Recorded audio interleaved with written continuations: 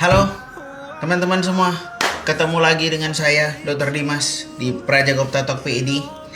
Kali ini sesuai dengan janji saya kita akan bahas yang namanya Trenbolone, the nectar of the god, the most powerful AAS, dan yang paling banyak di abuse dari semua AAS.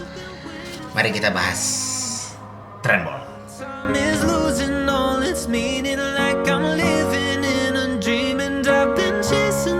Oke, yang pertama itu Trenbolone. Kenapa dia dibilang the nectar of the god? Maksudnya apa sih? Jadi saking powerfulnya, saking efeknya itu terlihat bagus, makanya banyak yang menyebutkan Trenbolone ini the king of AAS.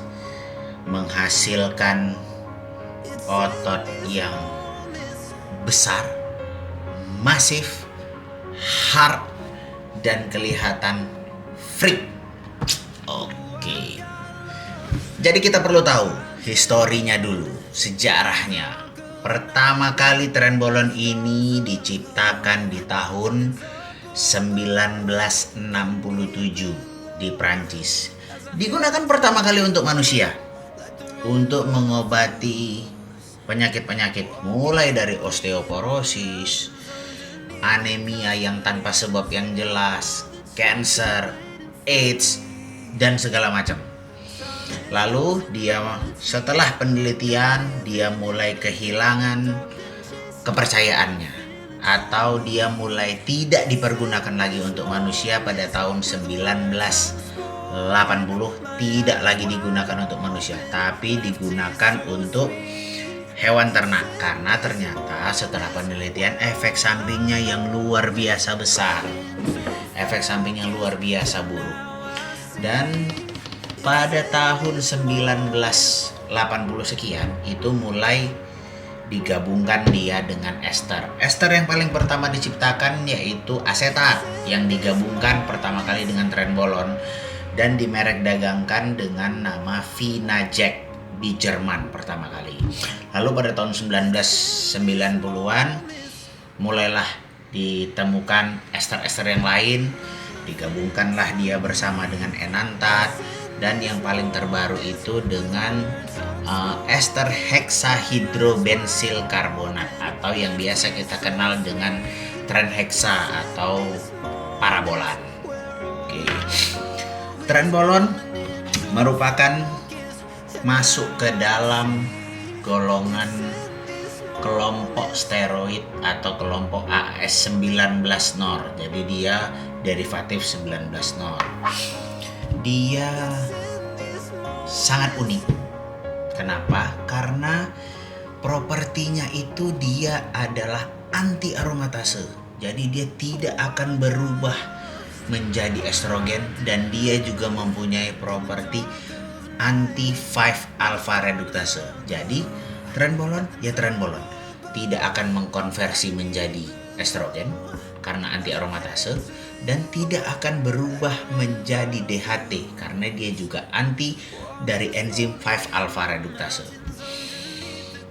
Sekarang kita masuk ke mechanism of action, atau sekaligus kita akan bahas benefit daripada si Trenbolone tersebut dan kenapa dia menjadi the king of AAS. Yang pertama, dia itu meningkatkan yang namanya retention daripada nitrogen.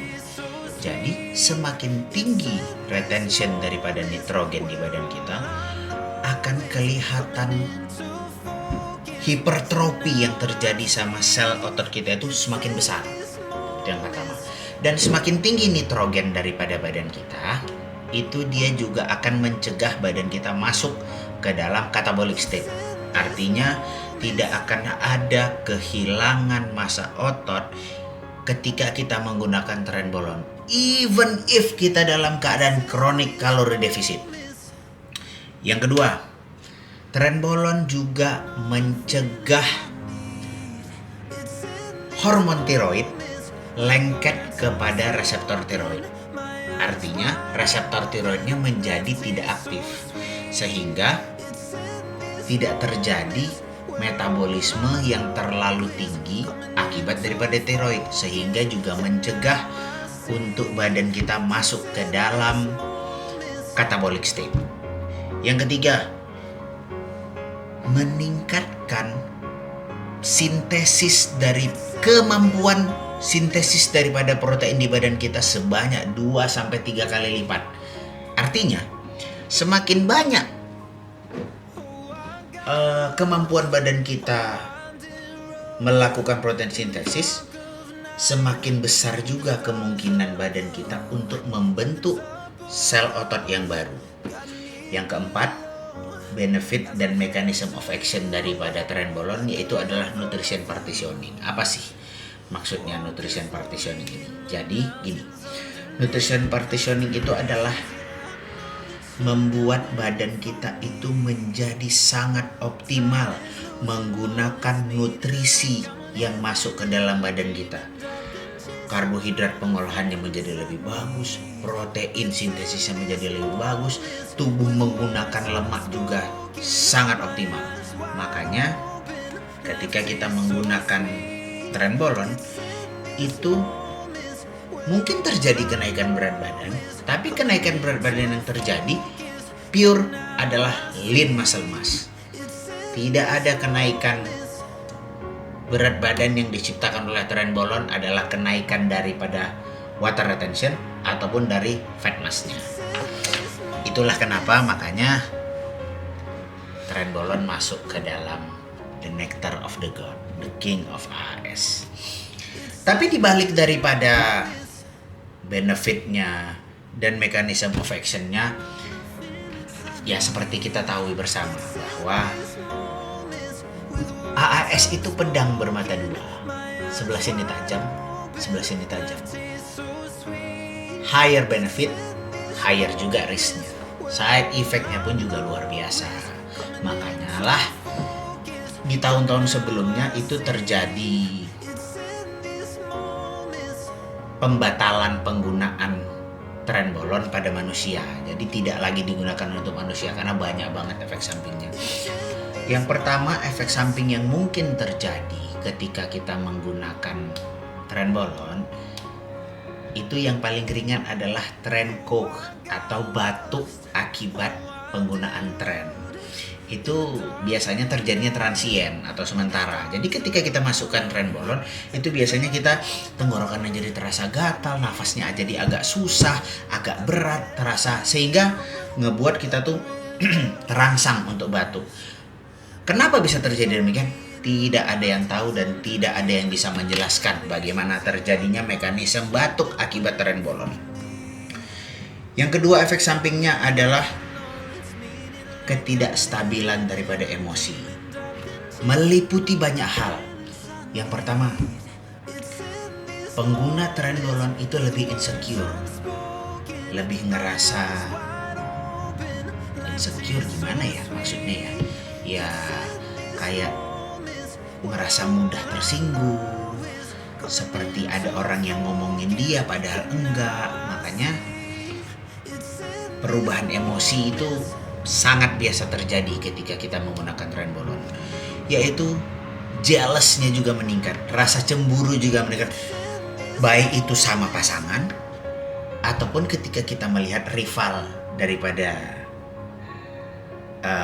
lawan daripada, baik itu di gym ataupun di pertandingan lain atau di olahraga lain.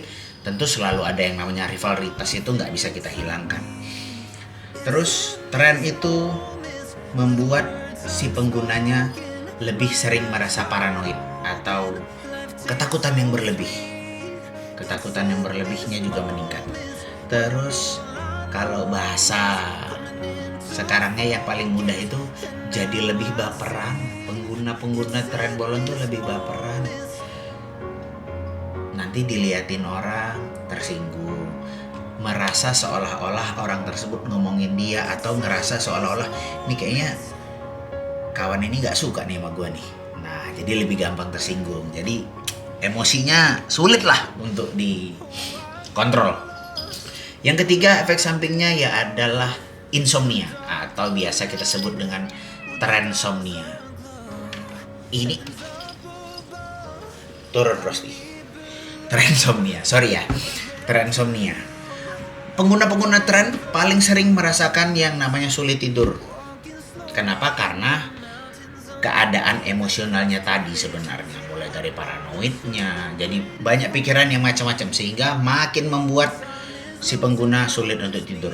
Selanjutnya peningkatan daripada agresif, jadi lebih agresif. Even itu hal-hal kecil bisa membuat dia gampang marah. Tapi hal tersebut juga sebenarnya bisa kita manfaatkan pada saat kita latihan di gym. Jadi peningkatan agresifnya itu ketika kita latihan kita juga menikmati suatu hasil daripada efek sampingnya yang bisa kita gunakan secara bagus ketika kita latihan di gym. Jadi lebih agresif. Latihannya bisa jadi istirahatnya latihannya lebih singkat. Yang tadinya nggak berani ngangkat beban yang lebih berat jadi lebih berani. Itu ya salah satu efek samping yang bisa kita manfaatkan lah dari Trenbolon. Selanjutnya ada peningkatan daripada libido. Jadi pengguna-pengguna Trenbolon libidonya to the max, meningkat sekian kali lipat. Tapi hal itu juga tidak akan bertahan lama. Kenapa? Karena Trenbolon juga merupakan penghasil daripada prolaktin dan progesteron. Karena kita tahu ketika prolaktin di badan kita sudah overload, itu akan mempengaruhi daripada pikiran kita sehingga nantinya libido kita akan menurun juga karena efek daripada peningkatan prolaktinnya tadi. Lalu selanjutnya efek sampingnya yaitu prolaktin overload. Ketika kita prolaktin overload di badan kita, resiko terjadinya ginekomastia akibat prolaktin sangat mungkin terjadi. Berbeda ya teman-teman semua. Ginekomasti yang disebabkan oleh estrogen sama ginekomasti yang disebabkan oleh prolaktin itu berbeda. Dari karakternya berbeda, dari rasa sakitnya berbeda, dari tampilannya berbeda, dan cara kita memanage ginekomastia akibat estrogen dan akibat prolaktin itu juga berbeda. Nanti akan ada waktunya kita bahas ke ginekomastia tersebut.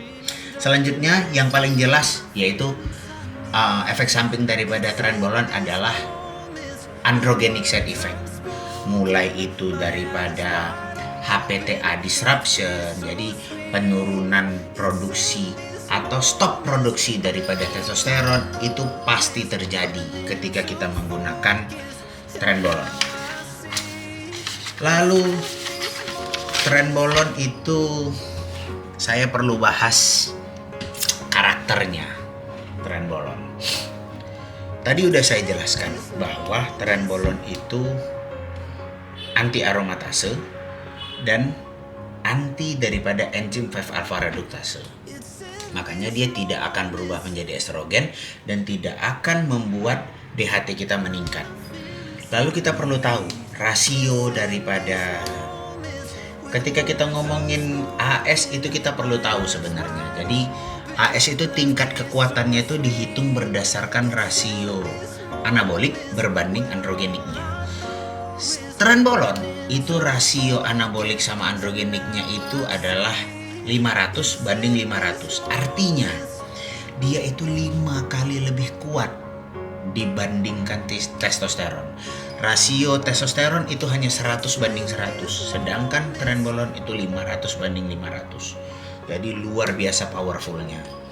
Makanya banyak menjadi pilihan orang-orang semua. Terus kita pasti bertanya, "Dok, cocoknya Trenbolon itu berjalan sendiri atau bagaimana? Atau cocoknya digabungin sama apa?" Oke, kita bahas sedikit. Ketika kita menggunakan AAS, itu hampir mustahil kita tidak memasukkan yang namanya testosteron ke dalam sikel kita.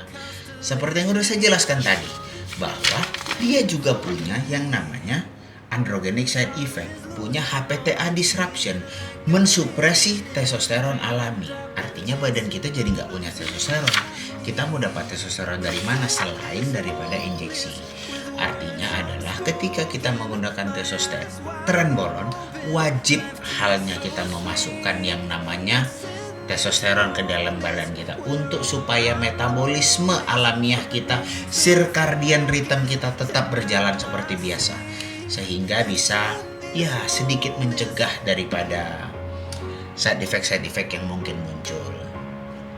Dan perlu kita tahu bahwa trenbolon itu hepatotoksiknya luar biasa besar. Makanya ketika menggunakan trenbolon, jenis-jenis ancillaries berupa hepatoprotektor itu wajib kita sertakan dalam sikel kita. Apa aja dok ancillaries hepatoprotektor itu?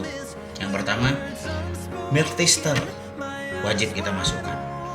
NAC wajib kita masukkan. Kurkuma boleh nggak dok? Silahkan.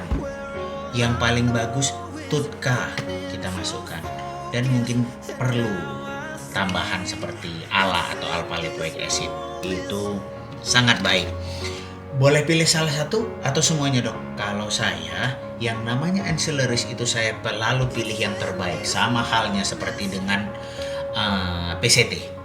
Kenapa?